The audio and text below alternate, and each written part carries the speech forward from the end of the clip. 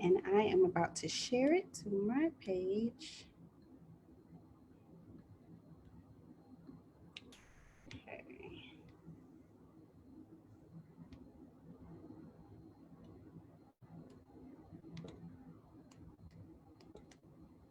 All right.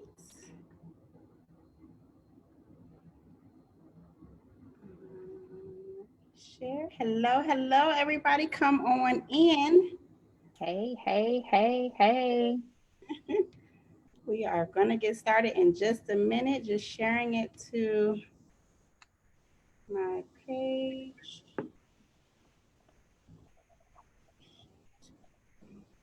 Okay. Make sure I turn my volume down here. Right, all this setting up we got to do. Getting prepared.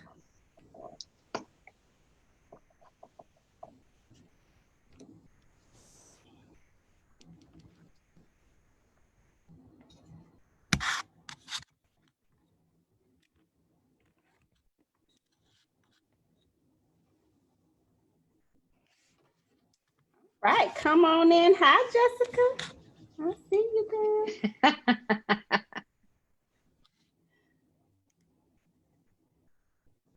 So we'll give it one more minute and then we will get into this amazing conversation tonight. So y'all come on in, make yourself comfortable and get ready for this conversation. Please put your, hey girl, please put your comments in the chat if you have comments or questions. We want this to be an interactive session. Because this is going to be a good conversation, and we want to know your input too. What's going on with you in your home? So come on in. I'm sure there's a lot. I'm sure there's a lot.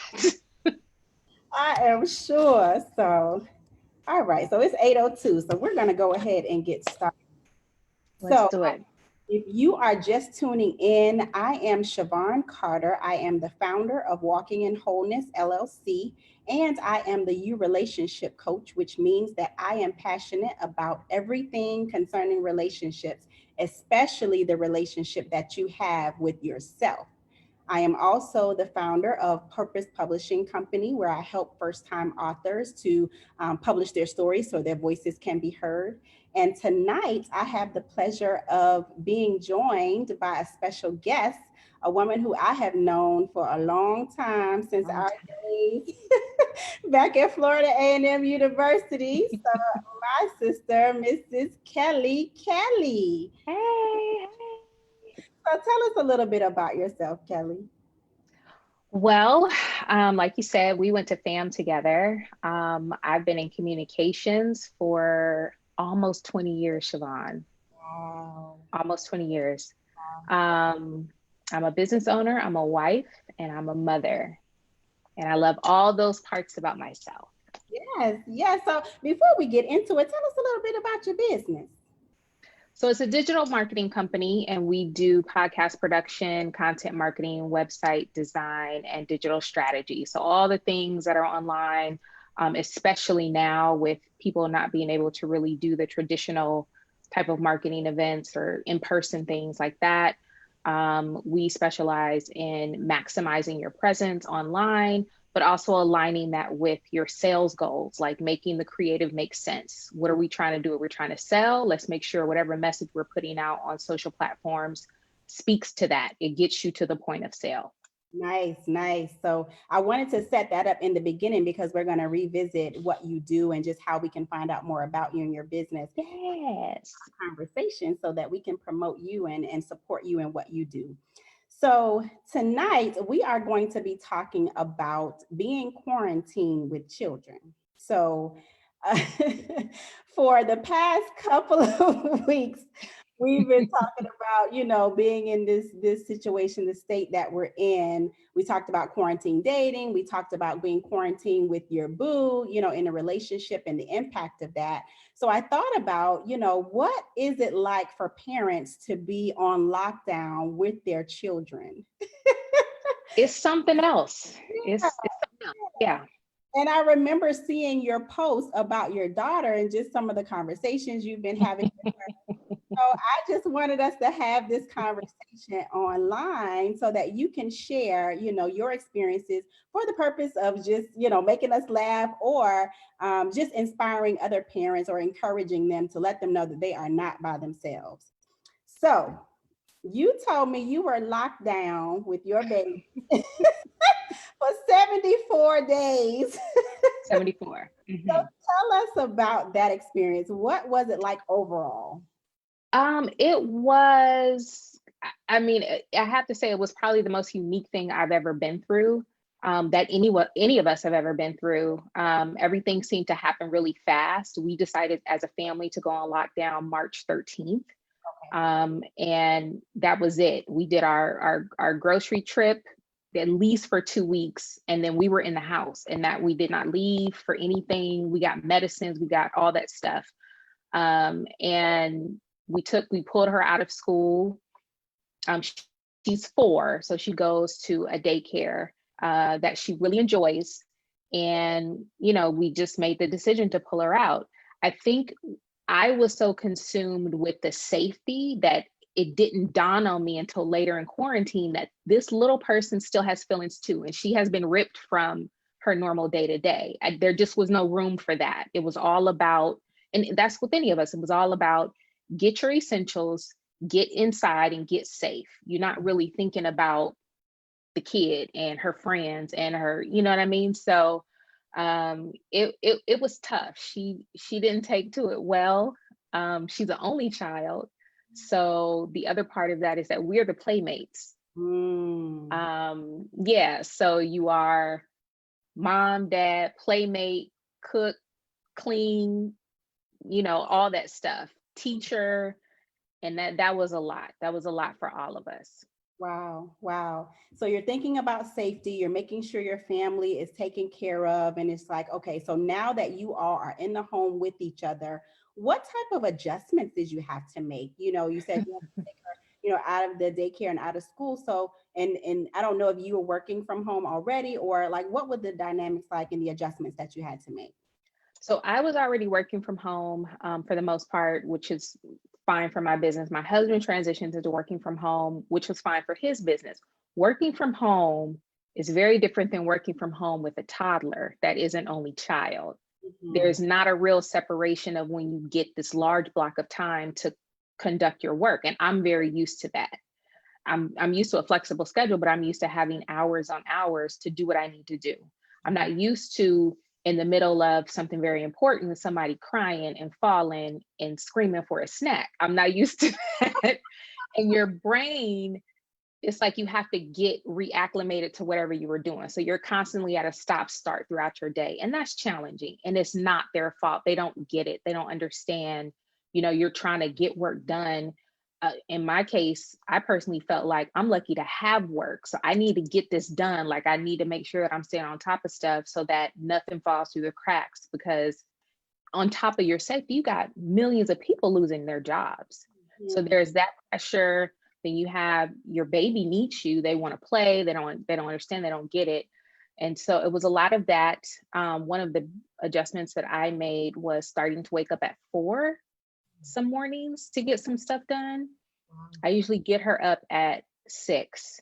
So if I could get up at 4, I could have a cup of coffee. I could get about 2 hours of stuff done before I had to get her up, and I didn't feel behind for the day. I didn't feel rushed or too pressured if I would get up early and be able to get that done in quiet time, uninterrupted. Wow. So I'm just thinking, I don't have children, so I'm just trying to think about what this would feel like. Because you said there were blocks of time. You're used to having blocks of time where you can get work done, and now it's like it's really her coming in at that you can't plan any of that, right? And so you have to get up earlier and that kind of thing. How did you manage? Like, did you have those moments when you were frustrated in the moment? What did you do? How did you manage those times when it's like, ugh? It's a lot of breathing, a lot of deep breathing, a lot of just taking a minute, just trying to center myself. I know it sounds kind of like, foo-foo and all that, but it was real because there was no out. This was what it was at the time. me or my husband didn't really know if you're going back to school. Everything was just so heightened. You don't know if there's an end date to this. So you got to figure out, how do I make this work? Moment to moment, day to day. How do I get through through today? Yeah. Okay, this is an emotional day for you. You're having very big feelings today. So I need to pull on some extra patience because you're frustrated, you haven't seen your friends, you're emotional, you're crying, you're 4. You don't have a playmate, you was going to school every day, and then one day you just stopped and you don't understand why. So I just would try to draw on patience and breathe, and try to just get on her level to a certain degree and like figure out like, okay, talk to me about how you feeling. You want to tell me how you're feeling? You feeling sad? You feeling frustrated? Usually when I would ask her questions, that would at least mitigate the extreme of her. If she was flipping out or having a tantrum, if I start to ask her questions, she would at least calm down enough to answer most times. So that would help to not have everything just firing off at one time. Right, right. And I love what Jamila says. She said it is very challenging, and if there is anybody else that is, we want this to be an interactive session, like I said before. So share in the chat your experiences, what it has been like for you, so that we can hear from you as well. But I really appreciate what you said about really thinking about her feelings. I don't think I've Yeah, ever heard before. Like, it's an adjustment for you, but it's also an adjustment for her. Like you yeah, said, not being with her friends and just not being able to go out as much as she would want to. So just taking that into account, I think that is huge. How did you already know, like, what made you be in tune with that? Were you already in that space? well, I tried to be. And a little bit of backstory and disclaimer, I started therapy a little over a year ago. And that really helped me to unpack, starting from childhood on up, a lot of things that also translated into how I parent. And Mm, so I try to the best of my ability, make it a point to not dismiss her feelings or shut her down. Now, there's a line between when I say we done talking about it, we're not talking about it no more. But I try to, hey, do you want to tell me how you feel? You feeling upset? Why are you feeling upset? And then she'll say, and if she keeps on it, I say, okay, well, let me say this, and this is the end of it. mhm, This is what we're about to do from here on out, and that's it. We're not discussing it anymore. But just my memories as a child of, and I'm an 80s baby. mhm. So, it wasn't a whole, for most of us, it wasn't a whole lot of like, tell me how you feel necessarily. No shade, but it just wasn't. And I understand what that did to me. And I would like to try to break that cycle the best I can, especially in a situation that's so heightened. Mhm. And one of the things that I would try to do during that time is be mindful of apologizing. If I have, blown up or lost my patience, it will usually happen at bedtime when we're both calm. And I would say, I want to apologize for, losing my patience earlier. I know this is tough for both of us. I hope that we can do better tomorrow. I hope that we can try to help each other. I started telling her, you want to help mommy? You know how you can help mommy? How do you help mommy? You listen, you don't whine, you don't cry, you don't melt down. So if I come back to that, she seems to get it. Tomorrow, can you help mommy? And I will do my best to not, lose my patience or yell or do whatever. I love that. I absolutely Yeah. love that. And like you said, as we were growing up, that wasn't taught, to us about being in tune with how we're feeling. So I love that you're having that conversation with her, if nothing else, to get her to identify her feelings and Yeah. to voice them. I think that is so beautiful, and it's giving her tools early on and just space, to be able to do that. So I love that. Yeah. Jamila says, I'm a 90s baby and I was told I had no say so in the matter and stay in. Right? So many of us were taught that. So it's like our voices were suppressed. And then our parents wonder why we just have these big tantrums and fits. It's because we need to say something and we're not given space to do that. So Trip says, apologizing as a parent is big. And Jamila says, but my mom would apologize when wrong, which was rare. Yeah, yeah, Yeah. yeah. Yeah. And when you think about it, our parents are working with the tools they had. So you got generation after generation. If you think about it, your grandparents at that time when they were raising your parents, there was not a whole lot of room and time and space for all of that. And so, just from trying to be a better person, a better mom, a better wife, I try to apply the things that I'm learning, and the things that I can remember not feeling good about. Mhm. And, definitely being able to say how I feel, is, I think it's important to let her do that. And sometimes I have to remind her if she takes it too far. And I will say, doesn't mommy let you express how you feel? Okay, but you need to watch her tone, or you need to, make sure you're listening to, or whatever the case. But I always try to give her that space to say.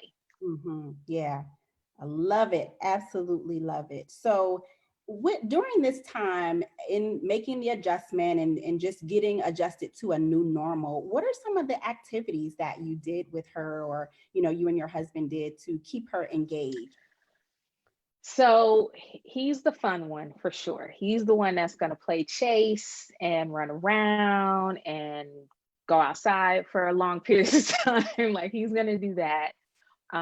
She also likes to do worksheets. We had a workbook that my mother-in-law got, and I printed out some worksheets from Pinterest when we went on lockdown.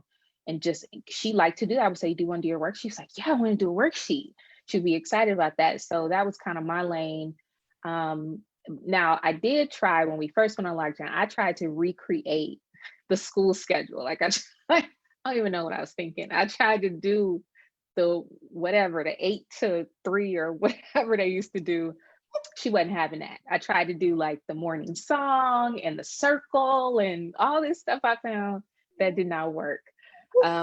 We definitely had to stack. I don't know when I thought I was gonna get work done. I just was like, let me try to make this as normal for her as possible. I had a whiteboard, girl. I had my whiteboard up. She was like, nah, I'm not with it. Mm-mm. But so we just started staggering things throughout the day. Hey, let's do a worksheet in the morning. You take a break. I do some work. You do a worksheet now. We switch off, my husband and I go out and play and do that type of thing. And that's just kind of how we worked it. Like I said, she's the only child. Luckily, we have a yard, and Shavon, there were so many things that I thought about for all different types of families. And like, if you don't have space to play, if you don't have internet, if you don't have all these things, like, how are parents dealing? And it's like, everybody is doing the best they can. This is not normal at all. Right. Wow. And if you're watching this, please share some of the things that you have done. Because, like you said, our situations are different. So, All different. it really challenged everything, no matter where we found ourselves or how we found ourselves living, the environment. It was just different. It's something that we had to adjust to and figure it out. And one of the things that you mentioned was the school piece, right? So you're working. Wow. You're working. You didn't get a degree in teaching, so you didn't go to school for that. That's not what you do full time. So what was that like, having to now become teacher? You don't homeschool your baby. So what was that like? It, it's probably something she's gonna want to talk to a therapist about when she becomes an adult. But it was, I mean, I just winged it. Like, I'm a very type A person. So if I approach anything, my mindset is, how do I get this right? Whatever right means. Yeah. Okay.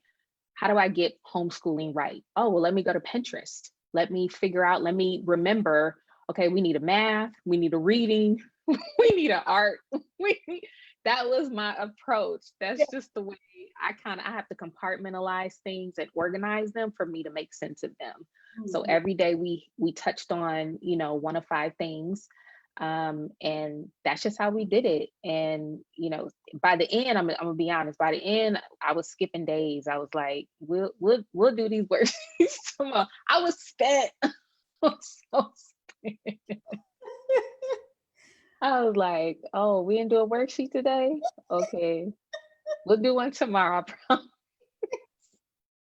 Because it's like you gotta give yourself grace. One of my girlfriends was saying, she's like, look, I don't want to do this. I have to work. And she has two children, Oh, school age children. So she's like, I don't want to do this, So yeah. it's something that almost feels like it's being forced upon you. It's your child, but it's like you just feel like you're thrust into this situation where it's like, well, I don't know what I'm doing. I gotta Yeah. focus at work. Like, how do I do this? So just kudos to all the moms and dads out there who Kudos. managing this the best way that you can. Like Jessica said, she said the school piece is a lot. It Like is a lot I can't even imagine. because you want to get it right. You want to, with all of your no knowledge of being a teacher, you want to take that on because it's your child's education. So Mhm. you feel the need and the pressure and the desire to get it done. That doesn't mean it's easy. It doesn't mean you necessarily know what you're doing, but it feels like a responsibility. I mean, I know very few people who just sat back during quarantine and was like, oh, well, school is out. So, like as a choice. Right. People, everybody I know tried. Like you try to do something the best you could. Mhm. Yeah. Yeah, so just it looks like Jessica is agreeing with you on that. So moms, dads, give yourself grace, just pat yourself on the back because you're doing the best that you can given the circumstances. So Jamila says it makes you appreciate teachers even more. It does. My Hmm. goodness, it does. Like I don't know how we as a society don't appreciate them more, even before this, but definitely with this, because it's not something everybody has the capacity to do. Even though you love your children to death, it's not something you necessarily have the capacity to do. And these people do this day in and day out for 20 and 30 years. Like I'm just like with a bunch of kids. Right, a classroom full of kids. How do they do it? I don't know. I wouldn't be able to do it. I've been tapped out. I'm like, I'm out. Right, So exactly. So God bless the teachers out there. Thank you for your service because thank you. definitely a service to the community and to these parents, for all the things that you have to endure, being a teacher. Now, let's talk about me time. So with this lockdown, 74 days, not being able to really go anywhere other than the grocery store, places like that, and not, with this kind of going into the summer and then not being able to send her to summer camp. I don't know if you did those kind of things or send her to someone else's house just to get a breather. Were you able to have me time for just you or you and your husband? If not, how did you deal with that? Very rarely. We would try to make as a couple, we would try to make me time, sit outside in the backyard with the iPad set up and the Netflix after bedtime. We would just sit out there and try to chill and relax, or make time to watch one of our favorite programs. But it was hard. It was challenging, and we had a lot going on. I was working. My husband was working full time, and doing a couple of other continuing education things. Mm, So it was a lot of stuff going on, and it just was not a whole lot of time to do other stuff. mhm. But for me, because I am the way that I am, like I was just happy like we weren't out, and I was happy that we could be together and still make money to keep the house going and all that type of stuff. So that's kind of where I just kind of put my gratitude at and my focus at, because I knew a lot of people did not have that choice. There were people who had to go out. There were people that didn't know where their next check was coming from. So I tried to focus on the positive, but it was hard. It was hard around the clock, and it was hard for her. She had a meltdown one of her first Zoom classes. I turned my head for a second and I looked back, and she was like hugging herself, and she was like, I want my real friends. I don't want them on the computer. I was like, oh, Yeah. it Oh, was sad. it's tough. And I just never thought about it from that perspective that this is a huge adjustment for them and it has an impact on them as well. So poor little sugar. Huh. And Yeah, no. now is she going She physically? is. So she started going back June 1st, after a lot of thought between my husband and I. And where she goes to school, they have always had a very good sanitation process, even before COVID. And so when this happened, they were very quick to send out notice of what they were going to do, in terms of keeping things sanitized and what the procedures would be for parents and students. Only one parent and kid allowed in the lobby at a time. Everybody else got to line up outside 6 feet apart. They take both your temperature every morning. If either of you has a temperature, the kid cannot stay and cannot return for 72 hours. All adults wear a mask. And you can't walk your kid back to the class. Like, you drop them off in the lobby and then another administration person walks them back. And so now we're in September, and every day we drop her off and every day we pick her up, everybody is doing what they're supposed to do. So we feel comfortable, we feel okay. I did prep her before going back. Hey, we get to go back to school and we get to stay at school as long as there are no germs, because that's kind of what we've been telling her. You can't go back to school because of germs. So we've been letting her know, as long as there are no germs, so don't be huggies. There's no huggies with your friends at school. You gotta chill out. You're not gonna be able to stay. Yeah, just wave. We're not doing all the cross contamination. Yeah. And she seems to get it, and we haven't gotten any health notices. So That's thank God. Yeah. I'm sure that gives you a certain level of comfort, just to know that they're taking the necessary precautions and measures, so that the children can be safe. It does. We got very, very lucky. When we researched this particular school, they had a ton of reviews. So this is her third school just because of where we moved to.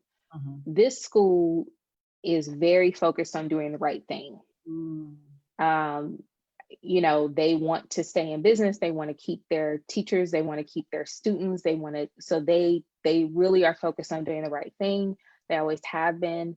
So with this, they just really stepped it up. And I mean, we're just very grateful that they were able to stay open and work with us and all the other parents. And, there was a time where they were shut down, but coming back, they've been definitely on their job. Wow, that's beautiful. That's beautiful. So with the 74 days, now that she's back in school, but when you think about the overall experience, what were some of the things that you remember, conversations with her, funny moments? What are some of those things that just had I think with giving her the space to express herself, that brings on a personality, even at 4. And just thinking back, probably one of the first things I remember is we were having a tea party, and she said something, she didn't want to do something anymore. And I said, well, that's fine, but you need to watch your tone when you speak to me. And she said, well, I spoke to my tone last night and it said it was going to come out today. I said, excuse me? And she just looked at me like, very matter of fact. And I was like, oh my God. Like, first of all, she's a Scorpio. Okay. She's a Scorpio. I'm a Pisces. So you already know. Yeah. You already know what time it is with Scorpios. But yeah, she's got a personality on her for sure. How did she come up? She's like, wait, and just like she had this ready. It was ready. I spoke with my tone last night. And yeah, and I was like, huh? You spoke with your tone and it said it was coming out? Okay. All right. Oh my gosh. And she's only 4. Oh my gosh. Their little personalities. It's just amazing how they can just have these little personalities already. It is. She's and she's very direct. She is opinionated.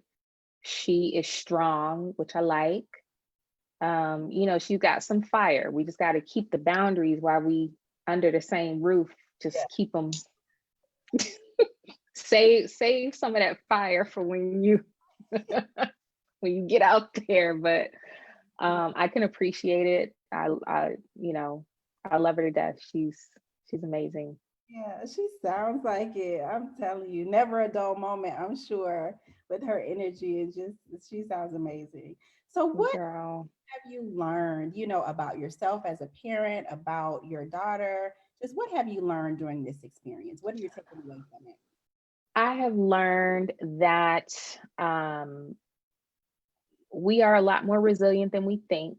I Mm, mean, that when I can really remember going through it and just feeling like I was losing my mind, to be honest. It really felt, everything felt overwhelming. Everything felt intense. It felt like extreme. It felt like, I saw something and I don't remember what it was called, but somebody said there's a condition or a thought process, there's a name for it, where you you avoid going to sleep at night because you need some quiet time from all you've done during the day. It can't just be all this stuff you do all day, go to bed, wake up and do it again. Like you have to have that time. And I realized that was me. Like sometimes I would be falling asleep and my husband would be like, "Why don't you go to bed?" And I'd be like, "No, I'm awake. It's too early. It's too early to go to bed." He'd be like, "But you're falling asleep." And I was like, "No, I'm not ready to go to bed yet." Because once you go to bed, you wake up and you do all this stuff all over again. right. So, it just felt like so much, but we were able to get through it together and, not kill each other and still apologize to each other and still be kind to each other and be grateful that we're able to be together. Yeah, I think that's the big thing. There were families that couldn't be together during this just Yeah. because they can't. People have to work. And if Mhm, they can't work from home, they got to work outside. mhm. People didn't have the luxury of having a little bit of time to pull their kids out. They had to send their kids to school. Somebody had to take care of them, you Yeah. know? So I just really learned to be grateful and to know that whatever comes with this, because it ain't over yet. Right. Whatever comes with this, we'll get through it together. If that means another lockdown, if it means we've been looking forward to her going to regular public school for so long. Yeah. And like next year, she would be starting like free, no Mhm. cost, no cost public school next year. And, Hallelujah. right. We've been looking forward. And then I just kind of had a moment not too long ago, and I was like, that might not be the case. We might, she Right. might be at a pod somewhere that we got to pay for. Like, I don't know, we don't know what it's going to look like, but whatever it is, we'll get through it. Absolutely. So just the togetherness and just to be able to work through the tough situations as a family, the resilience. So yeah. So what words of advice would you give to mothers, fathers, parents out there who may just be in a space of still feeling the challenge and the struggle? They may not have chosen to send their children to school, and so now they're still balancing work and the virtual learning. What words of encouragement or advice would you give to them? Do your best to give yourself grace. I mean, I know that sounds like a quote off Instagram, but it's really true. I mean, you have to, because the other option is what? You stay in a tizzy every day, all day. Like, what good does that do anybody, yourself included? It doesn't. It doesn't help you. It doesn't help your family. And it's not that it's, easy to do, but you have to try. That should maybe be the goal of the day, is to give yourself grace and maybe not get so worked up about everything. I was worked up about everything. I Mm, was worked up about everything. So if you're that kind of person that everything, are we going to run out of groceries? I don't want to go in the store. Where's the mask? There's no sanitizer. We didn't do worksheets today. Like, if you're the kind of person that is going to just try to remove some of that piece by piece and find some peace, because it's no telling how long this is going to last. Everything is so uncertain, but in that uncertainty, you have to like find it in yourself, like a pillar of peace mhm. within yourself, because everything in the world is chaos right now, all of it. Yes, yes, From everything, virus, political, racial, is all so intense, and yeah. there's a lot to be angry about, and there's a lot to be stressed about. If you're at home with your family, try to find just some pillars of peace with that at the very least, because that's your family, you know what I mean. You can't control what's going on with politics. You can't control racial injustices. Your family is your family, and you can do your best. And if you flip out, apologize when you're both calm. Hey, I'm sorry I lost it. I Mhm. don't approve. I'm disappointed with what you did, but I'm sorry I blew up. Just, and you'll feel better. You'll start the next day. Hey, can we start over tomorrow? And Mhm. you'll wake up refreshed. Hey, it's a new day. Let's try to make this a better day. Yeah, yeah. And I think one of the biggest things is, like you said, give yourself grace. And then perfection is not the goal. This is not Mm-mm.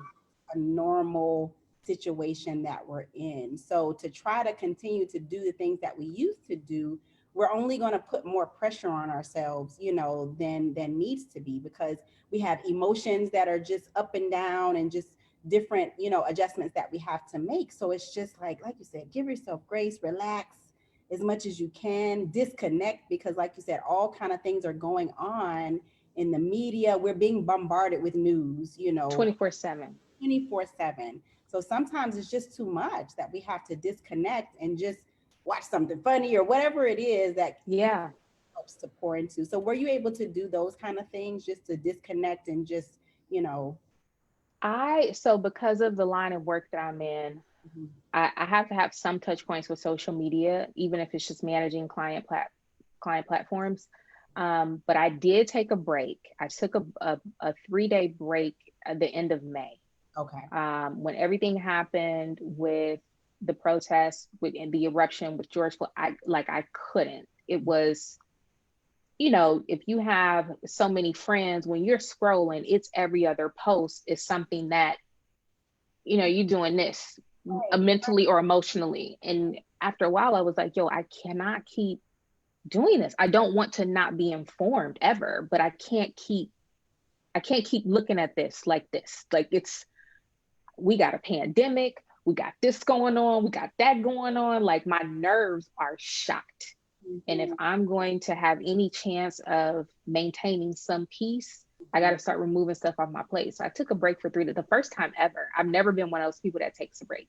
Wow. Never. I've never done the social media hiatus, but I just couldn't. It was overwhelming, and I'm an empath, and I have anxiety, so everything just kind of came to a head at that point, and I took a break.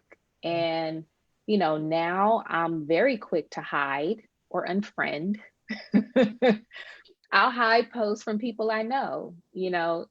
Like I don't think people realize when you share something traumatic, 17 other people have shared it, maybe too.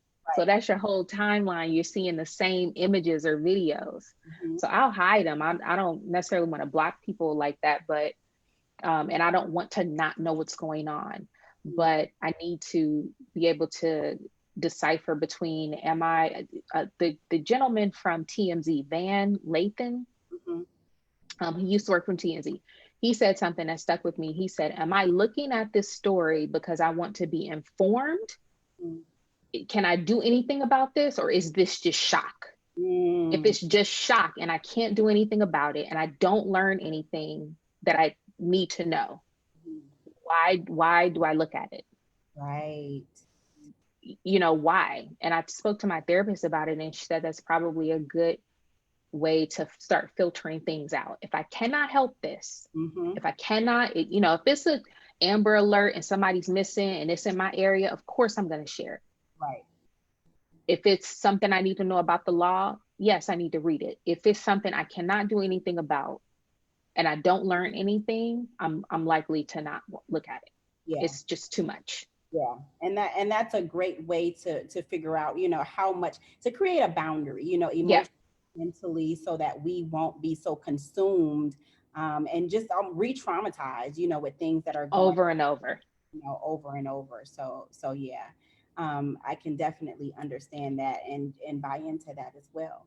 So just making a little shift from, we've talked about, the quarantine with children, and I want to close out with a little bit about what you do for your business. So you talked about, the line of work that you're in, and that, with the digital creating and those kind of things. So how has this experience been for your business? Has it increased, business for you, or has it created just different ideas? Like, what has happened for you business wise? So it definitely at the beginning of the pandemic, it sent an increase. One of our clients who is very accustomed to doing traditional in-person, they're a company, there's a law firm. They've been around for 40 plus years. Mhm. Their marketing is very traditional under normal circumstances. Mhm. Digital is not necessarily on everyone's mind there. But when this happened, it was like, okay, we can't do the luncheons and the breakfasts and the receptions and the like, we cannot do any of that. How do we stay in front of our clients? How do we keep a presence? And so they definitely kicked it up with their podcast, interviewing their clients, and then we would edit it and publish it and promote it and all that type of stuff. And then we definitely had an influx of like new companies wanting website designs or rebrands or things like that. And it was interesting because I'm a part of a couple of different business groups on Facebook, and watching how some people looked at the pandemic versus how and when I say people, I guess I say business owners. Mhm. Some business owners were very reluctant to see opportunity or to pivot. And then others were like, oh, this is my time. Like, oh, I can't do hair right now. Okay, let's get these subscription boxes going, like sell some product, like, and it was it was like polar opposites. Mhm. And, I saw that with my clients, and, they were like, okay, now is the time that we lay this other foundation, this groundwork. It's not the time to shrink necessarily. And I Mhm. get it if you have to. But, we're fortunate enough to be in a business where this is the move right now. Like, this is the way that you get in front of people on your LinkedIn, on your Facebook, your YouTube, and you do it in a way that's rooted in strategy. I think people get disenchanted with social media and digital marketing because they like to shoot from the hip. And Right. that's not how you get results. You do not just post a bunch of stuff and hope it sticks. Like, you've got to sit down and do a real strategy and figure out what you're doing and why. Mhm. And so, and that's a lesson I've had to learn over the years Mhm. and make that, part of the foundation. But if you do it that way, then you have a strong chance, especially now, of getting in front of who you want to be in front of. Also, absolutely. I think about people like Tabitha Brown. Like, I had never heard of her Hmm. before. Hmm. And now with all of us being at home, we're on she got on TikTok and Instagram. She had already been on there, but we are more apt to find people now because we're just at home chilling, not doing a whole lot. So it creates an opportunity for people like her Does. to be seen, because I'm like, she is amazing. Where has she, you know? She is amazing. And that's one of the things that I love about social and Instagram and TikTok. People hate on those things. And I'm like, but guys, it's a powerful tool if you let it be. And look at what's happening with comedians. Like, they're able to create their own content in Mhm. 60 seconds or less, push it out there. And if they're good, they skyrocket, and then they start booking their own shows, calling their own shots. Mhm. If they're not good, then they're not. But you have this opportunity with these things to like put your stuff out there. Tabitha's a star. Yeah. And I mean, and she's let it be known that this is what, for her, 20 years in the making. She's like, this did not happen overnight. Mhm. I've been at this for 20 years. Yep. But these platforms help propel her into all of our pockets and our desktops Yeah. to see her. Yeah. And I think that's amazing. Absolutely. And Jamila says, less work, more planning. It was great for my business. Yeah. Yeah, yeah. Mhm. Definitely planning, strategy, um, being a business owner and working on your business as opposed to in your business is a big thing and a big pivot for most, for a few different reasons. But it's important if you want it to grow. Now, if you just want a lifestyle business, that's different. You just want something that pays your bills, and that's cool too. But if you want to grow something, you have to remove yourself from working in it and doing whatever it is most of the day that your business does into working on it. Yeah. Yeah. I love that. So, how can people find you if they wanted to learn more about your business? So we are Brand Method. So BRNDMETHOD.com. And that's on Facebook, Instagram, LinkedIn, Brand Method Media Group. So definitely connect if you're interested in getting a website built or a podcast done, content marketing or strategy. Yeah, love it. So visit her, visit the website and check her out because it sounds like she's doing some amazing things and she has learned how to pivot in this time, not just with her daughter, not just in her family, but also in her business. So thank you so much, Kelly, for Thank taking you too. to me. Any last words that you want to share with the viewers who are watching tonight? Last words maybe would be, you know, just try to find some positivity and some peace. It's hard. It's Mhm. hard. And I know that sounds like one of them wooden signs you put up in your kitchen, like at the farmhouse. Yeah. I know it is, but just make the effort daily. If you just try, even if you don't get it right that day, just keep trying day after day because it'll help you to stay grounded.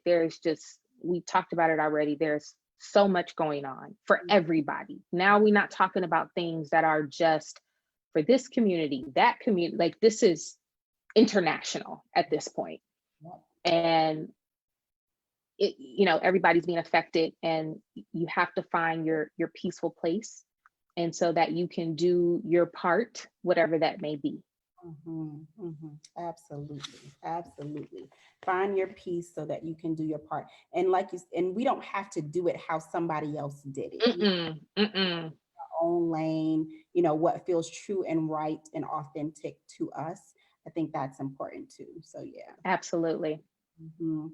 Well, thank you all for tuning in. Thank you for watching. This has been an amazing conversation. Thank you for your comments and just sharing with us. And I appreciate you so much, Kelly. So I'll be seeing your posts and seeing what else you have.